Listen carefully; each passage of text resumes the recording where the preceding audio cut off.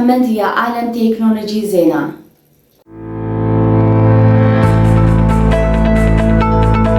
ሰላም ሁላችሁ።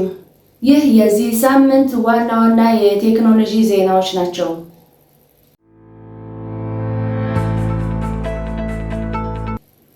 በመጀመሪያ አፕል በኤአይ እና አይፎን አቅርቦት ችግር ገጥሞታል። አፕል የወደፊት ገቢ ግምቱን ከቀነሰ በኋላ የኩባንያው የአክሲዮን ዋጋ በከፍተኛ መጠን ወርዷል። ኩባንያው የኤአይ ዳታ ማዕከላት ፍላጎት ምክንያት የአንዳንድ ክፍሎች አቅርቦት እየተጫነ መሆኑን ተገልጿል።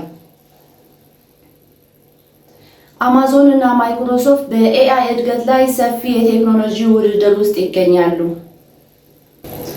አማዞን ጠንካራ የገቢ ውድድር አሳይቷል። በተለይም AWS እና AI አገልግሎቶቹ ከፍተኛ እድገት አሳይቷል።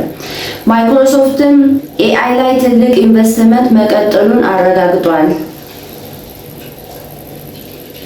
NVIDIA እና OpenAI በዓለም አቀፍ ደረጃ AI ቴክኖሎጂን ለማስፋፋት ከፍተኛ ትብብር እያደረጉ ይገኛሉ። NVIDIA ለOpenAI ግዙፍ የዳታ ማዕከል ፕሮጀክት ድጋፍ ለመስጠት እየተወያዩ መሆኑ ተዘግቧል። ይህ የኤአይ መሰረተ ልማት እድገት በፍጥነት እየተስፋፋ መሆኑን ያሳያል። የመጨረሻ የኤአይ ደህንነት።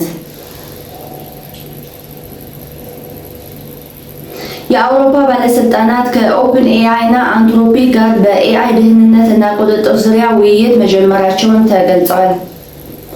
የዚህ ሳምንት የዓለም ቴክኖሎጂ ዜና ይህን ይመስል ነበር።